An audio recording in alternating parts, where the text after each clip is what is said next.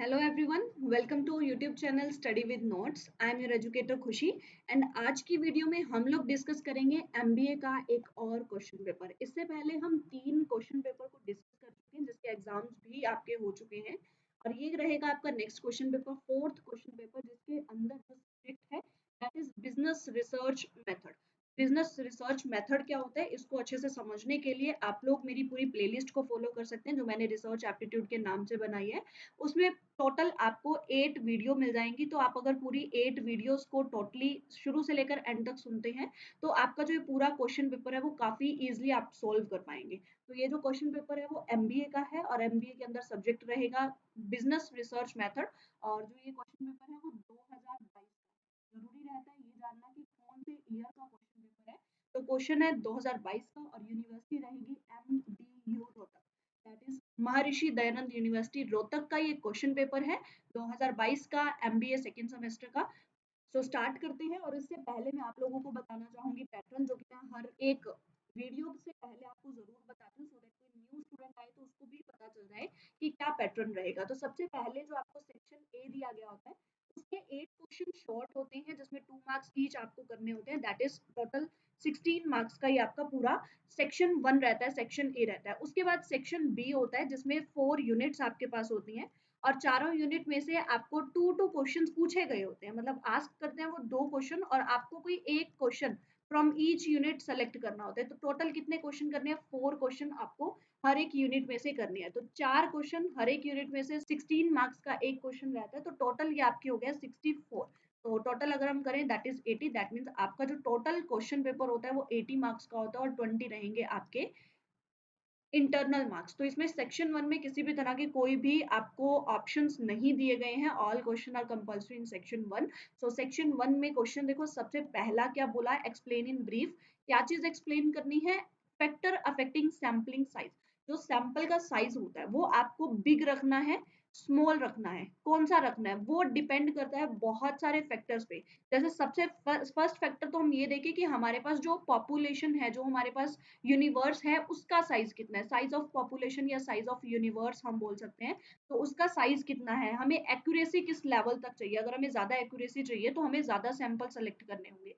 उसके बाद हमारे पास रिसोर्सेज किस तरीके से अवेलेबल है, हमें सैंपल जो टेक्निक है वो कौन सी यूज करनी है, लाइक हमें प्रोबेबिलिटी यूज करनी है, नॉन प्रोबेबिलिटी यूज करनी है, हमें जो भी स्टडी है उसका नेचर कैसा है, हम रिसर्च का कौन सा मेथड यूज कर रहे हैं। तो बहुत सारे ऐसे फैक्टर्स हैं जिनके बेस पर हम ये डिसाइड करते हैं कि हमारा जो सैंपल साइज है वो बड़ा रहेगा या छोटा रहेगा। ठीक है, और बहुत सारे टेस्ट भी हैं like T test, F test, जिनके अंदर जो सैंपल साइज है उनकी बात होती है कि बड़ा लगेगा, सैंपल साइज ज्यादा लगेंगे या फिर सैंपल साइज कम होगा। और नेक्स्ट अगर हम क्वेश्चन की बात करें, most easiest question that is non probability sample. देखो सैम्पलिंग की अगर हम बात करें तो इसमें 2 तरह के सैंपल आते हैं, फर्स्ट होता है प्रोबेबिलिटी सैंपलिंग और सेकंड होता है नॉन प्रोबेबिलिटी सैंपलिंग। अब आपसे पूछा गया नॉन प्रोबेबिलिटी सैंपलिंग, तो इसमें 3-4 टाइप के सैंपलिंग होते हैं जिसको आप एक्सप्लेन कर सकते हैं। सबसे फर्स्ट रहेगा convenience sampling, second judgemental sampling जिसे हम पर्पसिव सैंपलिंग भी बोलते हैं, थर्ड रहेगा स्नोबॉल सैंपलिंग, फोर्थ रहेगा कोटा सैंपलिंग। अगर मतलब ये 4 सैंपलिंग के टाइप्स को आप एक्सप्लेन कर देते हैं ना तो काफी अच्छा आपका ये क्वेश्चन बन जाएगा, क्योंकि 2 मार्क्स है तो ज्यादा आपको एक्सप्लेन भी नहीं करना है। तो बहुत इजीली और बहुत छोटे छोटे ये 2 क्वेश्चन। नेक्स्ट क्वेश्चन देखते हैं। नेक्स्ट क्वेश्चन सैम्पलिंग से रिलेटेड, देखो 3 क्वेश्चन और तीनों ही सैम्पलिंग से रिलेटेड। सबसे पहले sample size, non probability sampling और सैम्पलिंग फ्रेम। तो सैम्पलिंग कितना ज्यादा इंपॉर्टेंट है आप देख सकते हैं। सैम्पलिंग फ्रेम बेसिकली क्या होता है, कहते हैं जब हम सैंपल के बेस पर, किसके बेस पर, सैंपल के बेस पर ये चेक करते हैं कि पॉपुलेशन के अंदर कौन कौन सी करेक्टरिस्टिक्स हो सकती हैं। तो पॉपुलेशन की करेक्टरिस्टिक को चेक करना on the basis of observed sample, उसको हम क्या बोलते हैं, सैम्पलिंग फ्रेम बोलते हैं। नेक्स्ट हमारे पास पॉइंट आता है दैट इज री writing and polishing of report. देखो रिपोर्ट क्या होती है ये आपको पता होगी। अब उसके री राइटिंग का मतलब क्या होता है कि जब हम उसमें किसी तरह की कोई एडिटिंग करते हैं, तो जब भी हम एडिट करेंगे, एडिट की जितनी भी प्रोसेस वहां पर लगेंगी, हम एक नया एक कुछ बनाएंगे, दैट इज नई रिपोर्ट बनाएंगे या उसमें कुछ भी चेंजेस करते हैं, दैट इज री राइटिंग। और पॉलिशिंग की अगर हम बात करें तो पॉलिशिंग का मतलब क्या होता है कि हमें री राइट नहीं करना, बल्कि जो लिखा गया ना उसमें कुछ ग्रामेटिकल एरर्स होती हैं या कुछ भी हमने कुछ गलत फॉर्मेट यूज कर दिया, कुछ भी ऐसा गलत यूज कर दिया, जस्ट उसको पॉलिश करना है, उसके जो भी एरर्स है ना उसे रिमूव करना है, डीबगिंग हम बोल सकते हैं। जितने भी बग्स हैं, जितने भी एरर्स हैं, उन्हें हमें रिमूव करना होता है इस रिपोर्ट के अंदर। तो री राइटिंग एंड पॉलिशिंग दोनों अलग अलग होते हैं। उसके बाद जो हमारे आता है that is motivation in research. तो मोटिवेशन इन रिसर्च का यहाँ पर मतलब क्या होता है कि जब भी हम रिसर्च कर रहे हैं तो उसके पीछे ना हमारा एक बेसिक कोई ना कोई पर्पस जरूर होता है। तो उस रिसर्च को करने के लिए हमारे पीछे कौन कौन सी मोटिवेशन है। तो सबसे पहले जो एक रिसर्चर होता है वो रिसर्च क्यों करता है, क्योंकि उसे पता है कि उसको इस बेसिस पर क्या मिलेगी, डिग्री मिलेगी। जैसे अगर हम बोले ना तो पीएचडी करते हैं लोग, रिसर्च करते हैं, क्यों करते हैं, क्या ताकि नाम के आगे डॉक्टर लग सके, या फिर वो सोसाइटी को कुछ सर्व करना चाहते हैं। तो सोसाइटी के लिए कोई वेलबींग चाहता है, कोई पर्सन अच्छा चाहता है सोसाइटी का, तो सोसाइटी में वो सर्व करता है। और उसके बाद अपनी इंटेलेक्चुअल कैपेसिटी को बढ़ाने के लिए, अपने आप को इंटेलिजेंट बनाने के लिए, ये बोले ना कि अगर हम रिसर्च करते हैं तो हमारा माइंड और ज्यादा एक अच्छे तरीके से निखर के आएगा, तो उस तरीके से बोलते हैं कि अपनी इंटेलेक्चुअल कैपेसिटी को बढ़ाने के लिए, इंटेलेक्चुअल लेवल पे जोए करने के लिए भी हम बोल सकते हैं। या फिर एक पर्सन अपने आप को रिस्पॉन्सिबल मानता है कि मुझे रिसर्च करनी है, सो दैट वही चीज की सोसाइटी को वो कुछ अपनी तरफ से दे सके। तो इस तरीके के कुछ रीजंस हो सकते हैं कि एक पर्सन जो है वो रिसर्च करना चाहता है। लेकिन आजकल के टाइम में देखें तो बेसिकली क्या चलता है, अपने नाम के आगे डॉक्टर लगाने के लिए लोग रिसर्च करते हैं, डिग्री लेने के लिए बेसिकली रिसर्च करते हैं। उसके बाद अगर हम देखें that is pilot survey. Pilot survey एक ऐसी स्ट्रेटेजी होती है जो हेल्प करती है एक क्वेश्चनर को टेस्ट करने में, क्वेश्चनर को इवेलुएट करने में। और इसमें जो सैंपल साइज लगता है वो भी बेसिकली कैसा होता है, स्मॉल सैंपल साइज होता है। पायलट सर्वे में सैंपल साइज स्मॉल होता है, प्लान्ड सैंपल चलता है, और साथ में हमारे जो क्वेश्चनर है या फिर जो हमने शेड्यूल बनाया है उसको हम टेस्ट कर सकते हैं, इवेलुएट कर सकते हैं। इस चीज में हमारी हेल्प करता है पायलट सर्वे। उसके बाद simple hypothesis and composite hypothesis. देखो जो मैंने आपको पूरी की पूरी प्लेलिस्ट बताई है उसमें 8 वीडियोस में आपको हाइपोथेसिस बहुत ही अच्छे से और डिटेल में मिल जाएगा। मैंने टाइप्स भी आपको उसमें करवाए हैं, जितने भी टाइप्स ऑफ हाइपोथेसिस होते हैं। तो इसमें बेसिकली आपको पूछा गया सिंपल हाइपोथेसिस कौन सा होता है और आपका कंपोजिट हाइपोथेसिस कौन सा होता है। तो सिंपल हाइपोथेसिस एक वो हाइपोथेसिस होता है जिसमें पॉपुलेशन पैरामीटर की सिर्फ एक वैल्यू को लिया जाता है। ठीक है, तो एक वैल्यू को लिया जाता है, दैट इज सिंपल हाइपोथेसिस। और कंपोजिट हाइपोथेसिस क्या होता है, जहां पर पॉपुलेशन पैरामीटर की रेंज ऑफ वैल्यूज को स्पेसिफाई किया जाता है। तो यहाँ पर सिंपल में ओनली वन वैल्यू, और यहाँ पर रेंज, रेंज ऑफ वैल्यूज, मतलब बहुत सारी वैल्यूज हम बोल सकते हैं जिनको स्पेसिफाई किया जाता है from the for the population parameter. Next अगर हम देखें that is field editing and central editing. Field editing का मतलब क्या होता है, देखो फील्ड एडिटिंग होती है जैसे कि अगर मैंने डाटा कलेक्ट किया, मैंने डाटा कलेक्ट करते वक्त उसी टाइम अगर मैंने किसी तरह की कोई भी एडिटिंग कर दी, लाइक आपने कोई आंसर दिया और मैंने उसको चेंज कर दिया अपने अकॉर्डिंगली, तो उसी टाइम पर उसी जगह पर अगर हम कर देते हैं, या फिर बहुत ही क्लोजली शायद नेक्स्ट डे भी अगर हम इसके अंदर ऐड कर लें कि अगर मैंने आज या कल मतलब एक आधे दिन में मैंने उसमें कुछ ना कुछ चेंजेस कर दिए जो भी मैंने इंटरव्यू लिया, ताकि आपकी जो भी आंसर्स हैं या आपके जो रिस्पॉन्स है वो ज्यादा इफेक्टिव लग सके, इस चीज के लिए अगर मैंने कर दी कुछ भी एडिटिंग कर दी, that is field editing.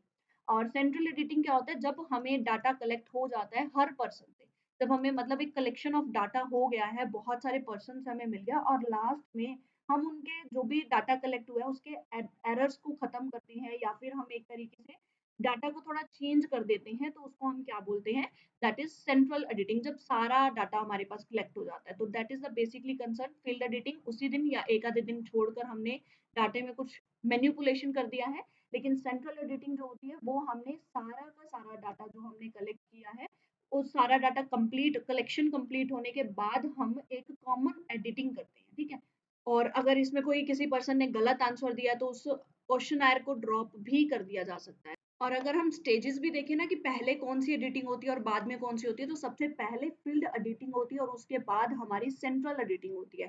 That means अगर हम स्टेज या लेवल्स के अकॉर्डिंग बाइफरकेट कर दें इसको, तो सबसे पहले फील्ड एडिटिंग और उसके बाद हमारी सेंट्रल एडिटिंग आती है।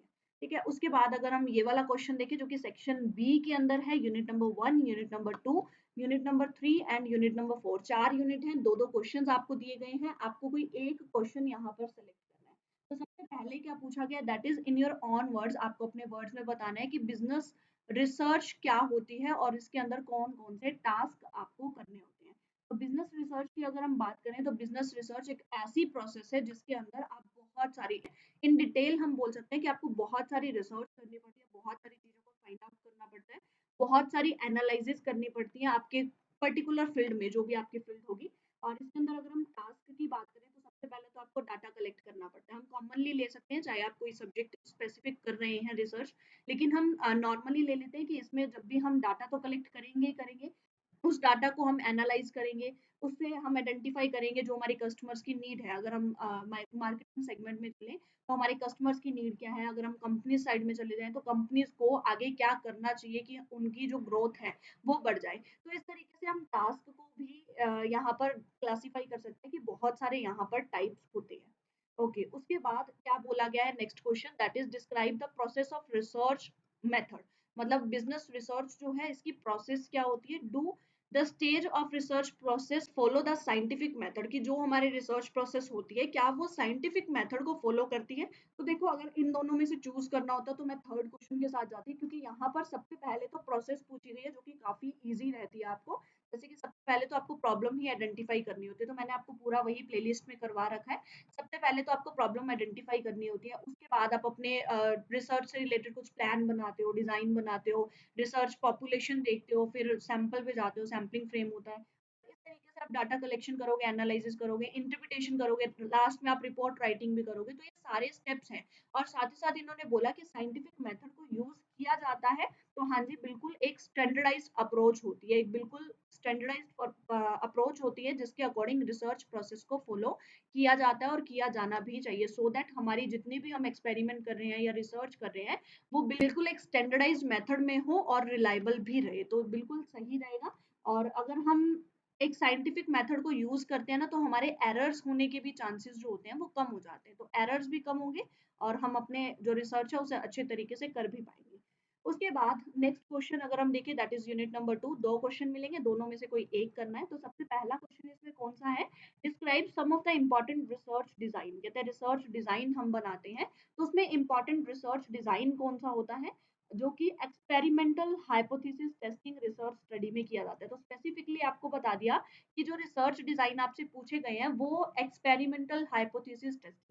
तो इसमें मैंने आपको जो करवाए थे सिलेबस में वो आपके कौन से थे, प्री एक्सपेरिमेंटल हम बोल देते हैं, उसके बाद ट्रू एक्सपेरिमेंटल होता है हमारे पास, और लास्ट होता है हमारे पास क्वाजी क्वाजी एक्सपेरिमेंटल। तो इस तरीके से आपको मैंने 3 एक्सपेरिमेंटल के टाइप्स करवाए थे जो कि रिसर्च डिजाइन होते हैं। तो आप ये इस क्वेश्चन में लिख सकते हैं, अच्छे से इसको एक्सप्लेन कर सकते हैं और ये क्वेश्चन आपका काफी इजिली हो जाएगा।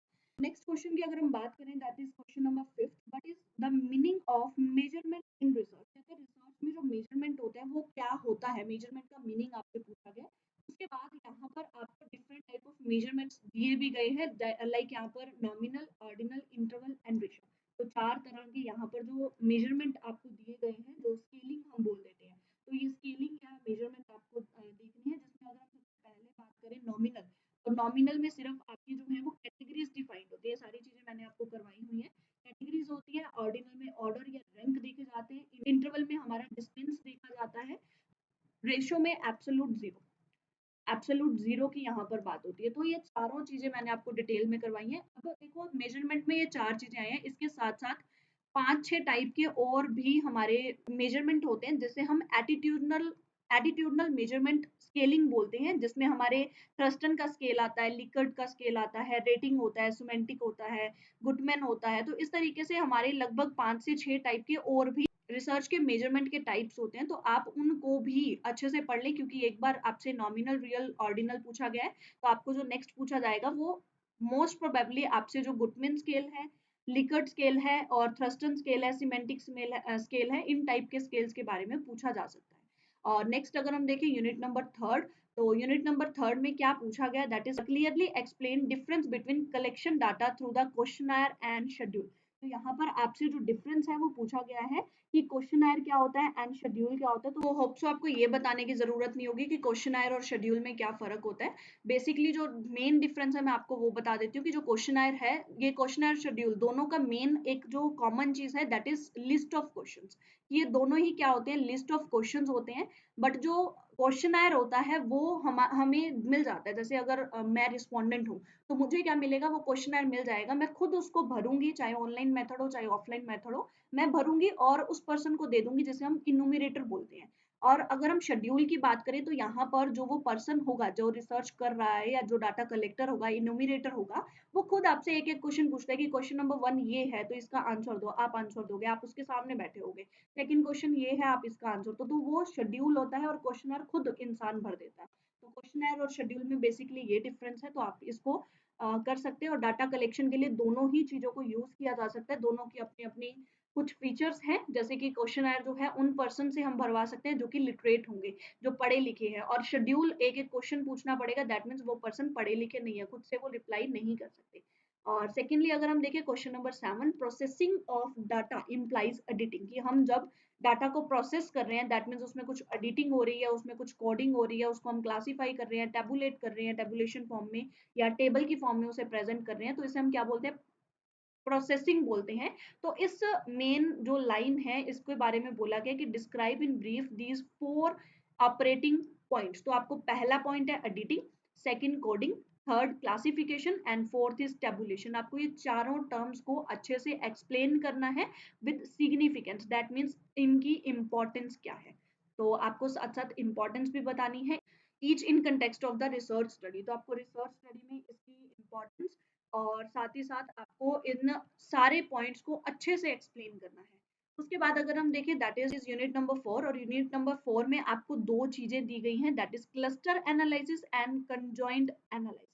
क्लस्टर एनालिसिस क्या होता है, जहां पर ऑर्गेनाइजेशंस को अलाउ किया जाता है कि वो बेटर कस्टमर्स के साथ रिलेशनशिप बनाने के लिए या फिर कस्टमर्स को अच्छे से समझने के लिए कुछ सिमिलर ट्रेड्स या सिमिलर हम बोलते हैं कुछ बेसिकली कुछ सिमिलर फीचर्स को यूज कर सकते हैं, कुछ सिमिलर फीचर्स को यूज कर सकते हैं, या जो सिमिलर फीचर्स उन इंडिविजुअल में हैं उनको आइडेंटिफाई कर सकते हैं हम, और कस्टमर्स को समझा जा सकता है उसके बेस पर, तो उसे हम बोलते हैं क्लस्टर एनालिसिस। ठीक है। और नेक्स्ट है कंजॉइंट एनालिसिस। कंजॉइंट नाम से ही क्लियर है, कंजॉइंट का मतलब क्या होता है, जब जो भी चीजें हमारे आसपास हैं उन सारी चीजों को जब हम प्लस कर देते हैं या फिर ज्वाइंट कर देते हैं, कंबाइन कर देते हैं, तो उसे हम बोलते हैं कंजॉइंट एनालिसिस। तो कंजॉइंट मतलब चीजों को इकट्ठा कर देना, जितने भी बहुत सारे अलग अलग मल्टीवेरिएट्स हैं उनको इकट्ठा कर देना, और क्लस्टर मतलब कि कस्टमर्स की जो हमारी कॉमन ट्रेड्स हैं, उनके अंदर कुछ कॉमन विशेषताएं हैं, कॉमन उनके अंदर कुछ गुण है कस्टमर्स के अंदर, उनको आइडेंटिफाई करना और उनके बेसिस पर हमारे जो कस्टमर के साथ अंडरस्टैंडिंग डेवलप करना, रिलेशन को क्रिएट करना। लास्ट क्वेश्चन है that is describing the precaution. Precaution का मतलब क्या होता है, सावधानियां, मतलब कौन कौन सी सावधानियां हमें रिसर्च के वक्त पर ध्यान रखनी है जब हम रिसर्च की फाइंडिंग्स को इंटरप्रिटेट कर रहे हैं। इंटरप्रिटेटिंग मतलब कि जब हम उसे एक्सप्लेन कर रहे हैं या एक तरीके से हम निकालें कि उसको जब हम कंक्लूड कर रहे हैं, तो कंक्लूड कर रहे हैं, जब हम कंक्लूजन निकाल रहे हैं उस टाइम पर हमें हमारी फाइंडिंग्स को जब भी हमें प्रेजेंट करना है या कंक्लूड करना है तो हमें किस टाइप की प्रिकॉशंस हमें लेनी होंगी, तो वो इसमें पूछा गया है। जैसे कि जो रिसर्चर होता है उसे ये इंश्योर करना चाहिए कि जो भी डाटा उसने कलेक्ट किया है वो सही है, वो एप्रोप्रिएट है, ट्रस्टवर्दी है, और जो उससे इन्फ्रेंसेस निकल रहे हैं वो भी बिल्कुल सही होंगे, किसी भी तरह का कोई भी एरर नहीं है, तो ये चीज भी उसे ध्यान देनी होगी। जो भी एनालिसिस प्रोसेस उसने लगाई है अपने रिसर्च के अंदर वो सही होनी चाहिए, या जो भी उसने रिसर्च का मेथड उसमें अप्लाई किया है, चाहे वो क्वालिटेटिव मेथड है चाहे क्वांटिटेटिव मेथड है, वो सही होना चाहिए। मतलब मेन अगर चीजें देखें तो सीधी सी बात है कि एरर फ्री आपका रिसर्च होना चाहिए, और उसी के बेसिस पर आपकी जो इंटरप्रिटेशन ऑफ फाइंडिंग्स होनी चाहिए, तो दैट मीन्स कोई भी एरर वहां पर नहीं होना चाहिए। तो ये था आपका पूरा क्वेश्चन पेपर रिसर्च मेथड्स का और बिजनेस रिसर्च मेथड्स। और एक चीज और मुझे आपको बतानी थी कि अगर आप लोग पर्सनल कोचिंग लेना चाहते हैं, क्योंकि बहुत सारे स्टूडेंट्स अब न्यू सेशन में एंटर होंगे, तो अगर आप पर्सनल कोचिंग लेना चाहते हैं तो पर्सनल कोचिंग के लिए मेल आईडी है, दिस इज खुशी रानी 1137। तो आप इस मेल आईडी पर मैसेज कर सकते हैं, और इस मेल आईडी पर आपको बताना क्या क्या है, आपका नेम, आपके कोर्स का नेम, आपके सब्जेक्ट का नेम, जो सब्जेक्ट आपको पढ़ना है, और साथ ही साथ आपके जो भी सब्जेक्ट आपको पढ़ना है उसका स्लिप्स। तो ये चीजें मस्ट रहती है। और कुछ स्टूडेंट्स का डाउट आ रहा है कि टेक्स्ट क्यों अपलोडेड नहीं है। तो टेक्स्ट के जो प्रोविजंस होते हैं ना वो हर साल मोस्ट प्रोबेबली चेंज हो जाते हैं, तो टेक्स्ट के लिए अगर आपको पढ़ना ही है तो उसके लिए तो बेसिकली पर्सनल कोचिंग ही है। इसके अलावा टेक्स्ट जो है वो फुल फ्लेज आपको यूट्यूब चैनल पर नहीं करवाया जा सकता, क्योंकि हर एक पर्सन को समझाने का भी एक मेथड अलग रहेगा टेक्स्ट का। इसके अलावा आपको बहुत सारे सब्जेक्ट के कुछ टॉपिक्स जो हैं वो आपको मिल जाते हैं यूट्यूब पर फ्री ऑफ कॉस्ट, और कुछ एक आपको क्या करना पड़ता है, पर्सनल कोचिंग लेनी पड़ती है। तो बहुत सारे फ्रेंड्स पर्सनल कोचिंग ले चुके हैं और बहुत सारे ले रहे हैं, तो आप भी इस पर्सनल कोचिंग में इनरोल कर सकते हैं और अपनी लर्निंग को या अपने एग्जाम को और ज़्यादा अच्छे से अटेम्प्ट कर सकते हैं। सो आज के लिए इतना ही। अगर आपको बिजनेस रिसर्च मेथड का क्वेश्चन पेपर समझ आया, then like to this video, subscribe to this channel and also share this video with your friends so that उन्हें भी पता चले कि क्वेश्चन पेपर सिर्फ आपके साथ शेयर नहीं किए जाते, डिस्कस भी किए जाते हैं। So that's all, bye, take care.